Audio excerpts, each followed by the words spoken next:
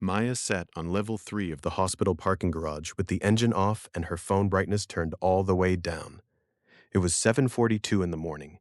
She had just finished a 12-hour shift that became 13 because the night nurse called out, and her feet still felt like they were vibrating inside her shoes. In the cup holder was a gas station coffee she had reheated twice. In the passenger seat was a lunch container she never had time to open. Before driving home, she did what she had trained herself to do. She opened her retirement app. Roth IRA, 401k. Total balance, $18,247. Maya was 31 years old, a registered nurse, and on paper, she was doing almost everything right. She saved $900 a month. She took the full 401k match. She bought low-cost index funds. She ignored stock market headlines. She did not trade options. She did not chase crypto tips from people who use the word freedom too often. She was the person personal finance books point to and say, yes, like that. And still, sitting in that used Honda with 142,000 miles on it, she felt like she was pushing a boulder uphill with her shoulder. The account moved. It did grow, but not in a way that felt life-changing. Some months, the market gave her $200. Some months, it took back $400. One brake repair on the Honda could wipe out what looked like 3 months of investment gains. A dental bill could feel bigger than her Roth IRA's entire good month. She knew the advice. Start early, stay consistent, let compound interest work. But compound interest did not feel like a force yet. It felt like a motivational poster. It felt like something older people talked about after the hardest part was already behind them. Maya looked at the number again. $18,000. She knew it was better than zero. She also knew it would not buy a house in her city. It would not let her work fewer shifts. It would not make the rent feel lighter. It would not change the fact that she was one bad transmission away from another financial decision she did not want to make. So she closed the app, put the phone down, and whispered what a lot of disciplined people think but rarely say out loud. I'm doing all this, and it still feels like nothing. Across town, Jordan was having the opposite feeling. He was 34, a software support manager, sitting across from a leasing agent in a bright apartment office that smelled like new carpet and lemon cleaner. On the table between them was a floor plan for a one-bedroom with a balcony, in-unit laundry, and enough counter space that he would no longer have to use his stove as storage. Jordan had just crossed $100,000 in investments, not net worth, investments. His 401k, Roth IRA, and taxable brokerage account had finally pushed past 6 figures, $101,386. He had checked 3 times, partly because he was proud, and partly because the number still looked fake. Jordan had not inherited it. No one handed him a trust fund. He built it through paychecks, bonuses, automatic transfers, and years of saying no to things he could technically afford. He drove a 7-year-old sedan, while coworkers leased new SUVs. He kept roommates longer than he wanted. He saved most of his annual bonuses instead of letting every one become a vacation, a television, or a wardrobe upgrade. He had no credit card debt. He had an emergency fund. He had a good credit score. He had done the hard thing. And now, sitting in that leasing office, the nicer apartment did not feel reckless. It felt earned. The rent was $2,450 a month. His current place was $1,650. The increase was $800, but his salary had grown. He made $108,000 a year now. His investments were finally in a place most people never reach. And after years of being responsible, Jordan was tired of living like he was still 26 and trying to prove something. The leasing agent slid the application toward him. Jordan looked out the window at the building's pool, the small gym, the package lockers, the coffee machine in the lobby. He imagined having friends over without apologizing for the carpet. He imagined waking up somewhere that felt like progress. He imagined saying, for once, I can afford this. And the dangerous thing is, he was not completely wrong. Maya's choice looked smart because it was smart. She was investing early, using tax-advantaged accounts, capturing the match, buying simple index funds, and giving time a chance to do what time does best. Jordan's choice looked smart because he had actually done the work. He had reached a number that requires restraint, consistency, and patience.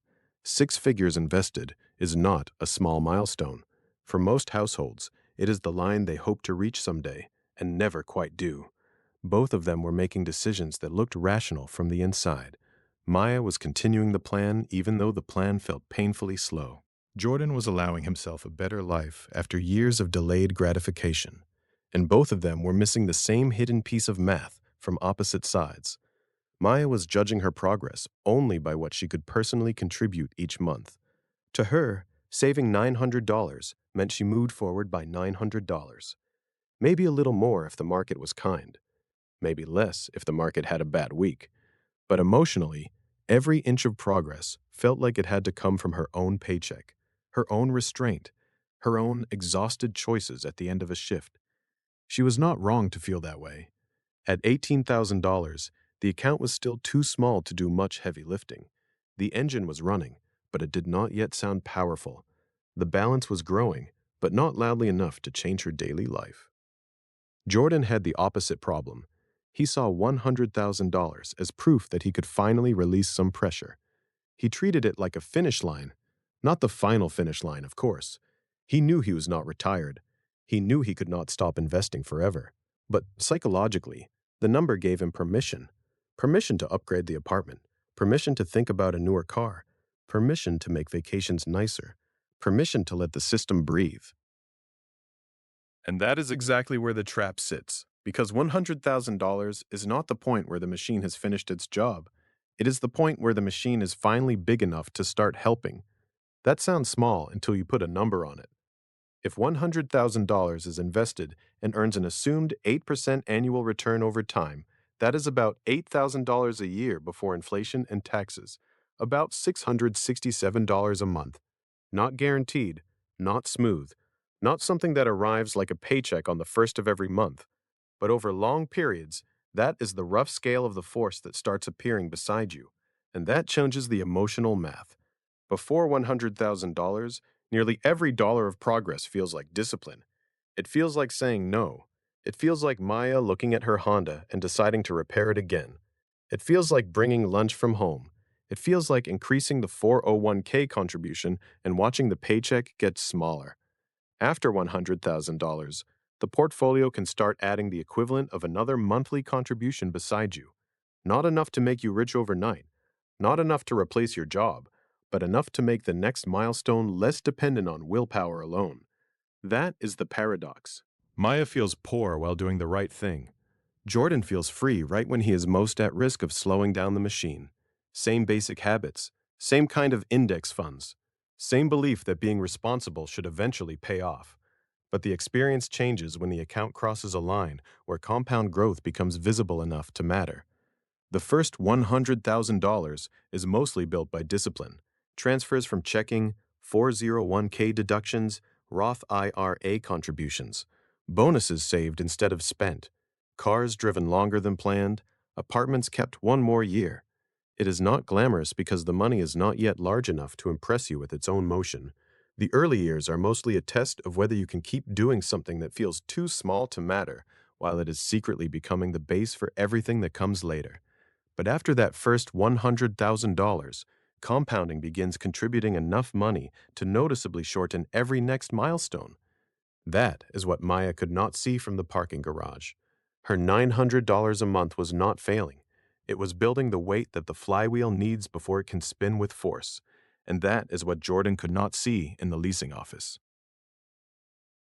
His $100,000 was not a trophy telling him to loosen every habit that built it. It was a machine that had finally reached the size where his next choices mattered even more. Because when money is small, your behavior does almost all the work. When money becomes larger, your behavior and your money start working together.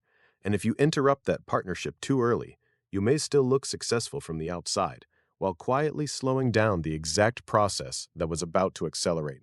The question is not whether Maya should keep investing. She should. The question is not whether Jordan deserves to enjoy his life. He does. The real question is why the first $100,000 feels so slow, so heavy, and so dependent on sacrifice, while the second $100,000 often arrives much faster with the same basic behavior. Professor Wealth ran the numbers, and the first thing he noticed was not that Maya's $900 a month was too small. It was that, in the beginning, compounding is almost invisible. Maya has $18,000 invested between her Roth IRA and her 401k. She is buying low-cost index funds. She is not trading options. She is not chasing hot stocks. She is not trying to guess the next recession. She is doing the boring thing that usually works. Now assume an 8% annual return over time. Not every year, not in a straight line. Some years will be negative. Some years will be unusually strong. But as a long-term planning assumption, 8% is a reasonable number for a stock-heavy index fund portfolio before inflation and taxes. In the first year, Maya contributes $900 a month. That is $10,800 of her own money. Her starting $18,000 at 8% would produce about $1,440 of growth before volatility. So if her account moves from $18,000 to somewhere around $30,240 after a year, almost all of the visible progress came from Maya. Not the market, not compound interest, not some magical wealth machine. Maya. Her overtime shift, her automatic transfer, her choice to keep the used Honda, her decision not to upgrade her apartment, her discipline at 6:30 in the morning when she is tired and still chooses not to touch the money. In that first year, her own contributions are doing almost 90% of the visible work. And this is where personal finance can feel emotionally dishonest. Because people hear, start early, invest consistently, let your money work for you. But when Maya looks at the account, it does not feel like her money is working for her yet. It feels like she is working for the account. She gives up $900 of monthly spending power, and the reward is a balance that still looks fragile. A hospital bill could scare her. A transmission repair could wipe out months of visible gains. One bad market week could make the account look like it went backward. So when Maya thinks, I am carrying the whole thing myself, she is not being dramatic. At this stage, emotionally, she is almost right. But the problem is that the first dollars are not powerful because of what they do this month. They are powerful because of how long they are allowed to stay alive. If Maya quit after 1 year because the progress felt too slow, she would not just lose the next $10,800 she might have contributed. She would lose the future life of that money. That first year's $10,800, invested for 30 years at 8%, could grow to roughly $108,000 before taxes. 1 year of boring contributions could become more than $100,000 later. Not because $10,800 is huge,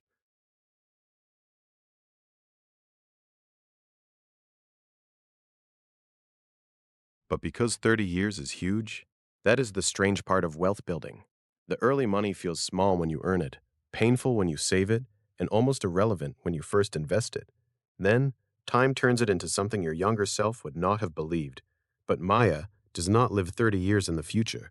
She lives in the parking garage after a 12-hour shift, staring at a balance that still begins with a 2.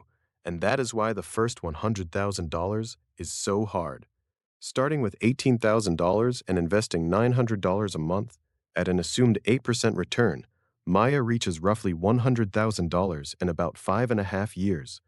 5.5 years is not forever, but it is long enough to test a person. Across those 5.5 years, she contributes about $59,400, and her own money accounts for about $77,400 of the balance. The remaining roughly $22,600 comes from growth. That growth matters. It is real money. It is more than many households have in emergency savings, but it does not yet feel dominant. Most of the progress still came out of Maya's paycheck, and that creates a very specific kind of frustration. Before $100,000, Maya judges progress by subtraction. What did I give up this month? The nicer car payment, the weekend trip, the takeout, the new phone, the apartment with better light and a shorter commute. Every dollar invested feels connected to something she did not buy. So the math feels like deprivation because the reward is delayed. The account is growing, but it is not yet growing at a scale that feels independent from her sacrifice. Then the account crosses $100,000, and the math changes. Not because $100,000 makes Maya rich. It does not. It does not replace her paycheck. It does not make rent optional. It does not mean she can stop working. It does not protect her from every emergency. But at an 8% assumed return, $100,000 has the potential to generate about $8,000 a year. That is about $667 a month before inflation and taxes. Now compare that with Maya's own $900 monthly contribution. Before, she was pushing almost alone. Now, if she keeps going, her portfolio can start adding the equivalent of another partial monthly saver beside her. Not guaranteed every month, not smoothly, not in a way she should spend, but over long periods, the engine is finally large enough to be seen. This is the flywheel moment. A small flywheel takes enormous effort to start. You push, and it barely moves. You push again, and it still feels heavy. But once it has enough mass and motion, each new push does more than the last one. The same $900 that felt lonely at $18,000 becomes much more powerful at $100,000 because it is no longer the only force in the room. And this is where three different futures open up. Use the same starting point. Maya has $100,000 invested. She earns an assumed 8% annually over time. Look 5 years ahead. In the first version, Maya keeps investing $900 a month. After 5 years, she has roughly $215,000. In the second version, she cuts her contributions in half to $450 a month. Maybe she is tired. Maybe rent increased. Maybe she wants breathing room. Maybe she finally wants to feel some reward for all the years she stayed disciplined. After 5 years, she has roughly $182,000. In the third version, she stops contributing completely. She leaves the $100,000 invested, but she decides the hardest part is done. After 5 years, the account grows to about $147,000. All three Mayas still have money. All three Mayas still benefited from investing. And from the inside, all three choices can feel reasonable. The first Maya says, I already built the habit. I will keep going. The second Maya says, I deserve some balance. I am not stopping. I am just easing up. The third Maya says, I reached a number most people never reach. I can finally relax. None of these thoughts are irrational, but the outcomes are not the same. Keeping the full $900 monthly contribution produces about $68,000 more than stopping completely over those 5 years. Cutting contributions in half costs about $34,000 compared with staying consistent. That does not mean Maya is never allowed to enjoy her life. Money that only creates stress is not a good system either.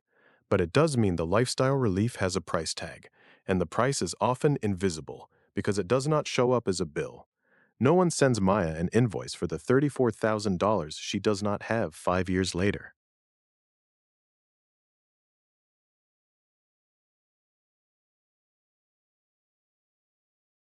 No bank calls and says, you slowed down the flywheel. The cost appears as a smaller future, a later milestone, a longer commute, a retirement date that quietly moves away. The most dangerous time to pull back is often the moment the account finally becomes strong enough to help. That is Jordan's problem. Jordan has already crossed $100,000 at age 34. That is a serious achievement. If he does nothing else and simply leaves the money invested at an assumed 8%, that $100,000 can grow to about $216,000 in 10 years without another contribution. That sounds powerful because it is powerful. Jordan could stop adding money and still watch the account more than double over a decade under that assumption. That is the part of compounding everyone likes to talk about, but it is not the full story. If Jordan keeps adding $1,000 a month, that same $100,000 can become roughly $399,000 in 10 years. Same starting balance, same assumed return, different behavior. The gap is enormous. If Jordan stops contributing for 10 years, he may still gain roughly $116,000 from investment growth. But compared with continuing $1,000 a month, he ends up about $183,000 behind. And that gap is not just the $120,000 he did not contribute. It includes about $63,000 of missed growth on those contributions. That is the compound advantage. Reaching $100,000 gives Jordan a head start, but it does not give him the best outcome by itself. The best outcome comes from protecting the milestone while still feeding it. Jordan's danger is not laziness, it is permission. He did the hard things. He avoided credit card debt. He saved bonuses. He invested when his friends were spending more freely. He watched the balance crawl, then build, then finally cross 6 figures. So when he sits across from the leasing agent and sees the nicer apartment, It doesn't not feel irresponsible. It feels earned. When he looks at a newer car, he's not thinking, I want to sabotage my future. He is thinking, I have been responsible long enough. That is how lifestyle creep enters through the front door wearing a reasonable face. Take the car. Suppose Jordan upgrades after reaching $100,000. He finances $42,000 at 8% for 6 years. His payment is about $736 a month. That payment may fit his budget. It may not create credit card debt. It may not force him to miss rent. It may not feel extreme compared with what other people drive. Over the life of the loan, he pays roughly $53,000 total, including about $11,000 in interest. But that is only the loan math. Now compare the wealth math. If that same $736 a month were invested at 8% for 6 years, it could grow to roughly $68,000. So on one side, Jordan sends out about $53,000 to own a depreciating vehicle. On the other side, that same monthly cash flow could have become about $68,000 invested. The opportunity cost of financing the upgrade is about $15,000 before even considering depreciation. That does not mean no one should ever buy a car. It means a car payment is often much larger than it looks. Jordan does not feel reckless because the payment fits. That is the consumer trap. Affordability is measured monthly. Wealth is built or lost across time. A $736 payment does not look like a $15,000 decision when it leaves the checking account 1 month at a time. It just looks normal, but normal can be expensive. The car does not only cost Jordan $42,000, it costs the interest, it costs the missed investment balance, it costs the compounding base that never gets built, and it may slow the second $100,000 more than he realizes. The spread matters. If Jordan is paying 8% on consumer debt while hoping to earn 8% in the market, that is not neutral. The loan interest is guaranteed, the market return is not. The lender gets paid on schedule. Jordan's portfolio has to survive volatility, taxes, fees, inflation, and his own behavior. That is why debt at the wrong time can turn $100,000 from a launch pad into a plateau. And even if Maya and Jordan avoid that mistake, there is another leak that decides how much of compounding they actually keep. Taxes and fees. These are boring on purpose, which is exactly why they are powerful. Maya uses her 401k match. Suppose she earns $78,000 as a registered nurse, and her employer matches 50% of the first 6% of pay. If Maya contributes 6%, she puts in $4,680 for the year. Her employer adds $2,340. That match is not a market prediction. It is not a stock pick. It is not a side hustle. It is an immediate 50% return on that slice of money before the market does anything. That is one of the few places in personal finance where the math is that direct. If Maya skips the match because money feels tight, she is not being foolish. She may be trying to survive the month, but if she can afford to capture it, the match is one of the strongest building blocks she has. Then there are fees. A low-cost index fund might charge 0.05%. A high-fee fund or advisory arrangement might cost 1%. The difference sounds tiny, less than 1 percentage point. On $100,000, that difference is about $950 per year. That may not sound life-changing in 1 year, but compounding works in both directions. Money that stays invested compounds for Maya. Money removed through fees compounds for someone else. Over 30 years, on a growing portfolio, that difference can become tens of thousands of dollars, sometimes more. This is why the boring details matter. The match, the tax shelter, the expense ratio, the automatic contribution, the decision not to borrow for things that only look affordable because the payment is stretched over time. Maya does not need the perfect stock. Jordan does not need a secret strategy. They need to stop interrupting the engine. The strategy follows directly from the math. Treat the first $100,000 as the foundation, not the finish line. Automate contributions before lifestyle upgrades can absorb the money. Capture the full 401k match when available. Use a Roth IRA or traditional retirement account based on the tax situation. Keep index fund fees low. Avoid new consumer debt, especially when the interest rate competes with the return you hope to earn. And let the next 5 years be boring on purpose, because after $100,000, boring is no longer small. Boring is $100,000 becoming $147,000, even with no new contributions. Boring is $100,000 becoming $215,000 when Maya keeps adding $900 a month. Boring is Jordan's $100,000 becoming almost $399,000 over 10 years if he continues investing $1,000 a month. The math explains why $100,000 changes the speed, but the next question is more dangerous. What does a person do emotionally when the flywheel finally starts moving? Maya is still in the same used Honda after the same 12-hour shift. Nothing magical happened. Her Roth IRA did not suddenly explode upward. Her 401k did not turn into financial freedom overnight. She is still saving $900 a month, still checking the balance too often, still wondering why doing the right thing can feel so slow. But now she sees the number differently. Before, Maya looked at $900 and thought, that is all the progress I made. Now she understands that $900 is not the whole machine, it is the fuel. And slowly, as the balance grows, the portfolio itself starts pushing with her. At $18,000, the account is quiet. It does not feel like a partner. It feels like a receipt for sacrifice. At $100,000, the math changes.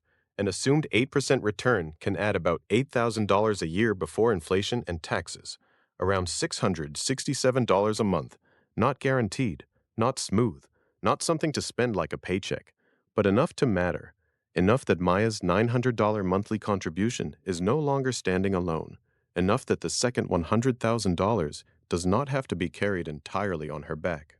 And Jordan is still sitting across from the leasing agent, looking at the nicer apartment. He still has the $100,000. He still earned it. He still did the hard thing most people postpone for decades. But now, he sees the danger hidden inside the reward. The upgrade does not feel reckless. That is what makes it dangerous. A better apartment fits the budget. A newer car fits the budget. A bigger vacation fits the budget. Each decision looks reasonable by itself. But Jordan's mistake is not one dramatic failure. It is letting lifestyle creep absorb the first proof that his system works. He thought $100,000 meant he could finally let off the gas.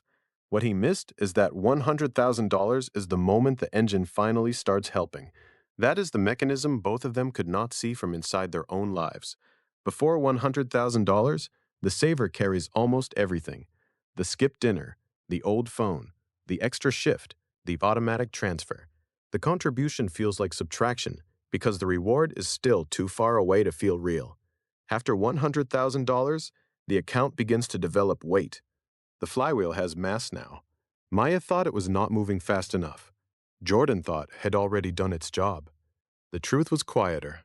It had just started spinning. Professor Wealth ran the final comparison the same way.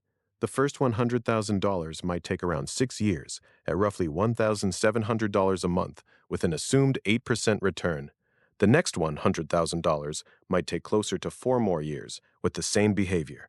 Not because the person became a genius, not because the market became magic, not because the sacrifice disappeared, because the portfolio began adding meaningful force beside the monthly contribution. That is why the identity shift matters. You are not just trying to reach $100,000 so you can feel successful. You are trying to reach it so your money can finally become strong enough to participate. So the practical rule is simple. Treat the first $100,000 as the foundation, not the finish line. Keep the automation. Keep the low-cost index funds. Keep capturing the 401k match. Use the Roth IRA or traditional retirement account where it fits your tax situation. Avoid new consumer debt that converts your future compounding into someone else's interest income.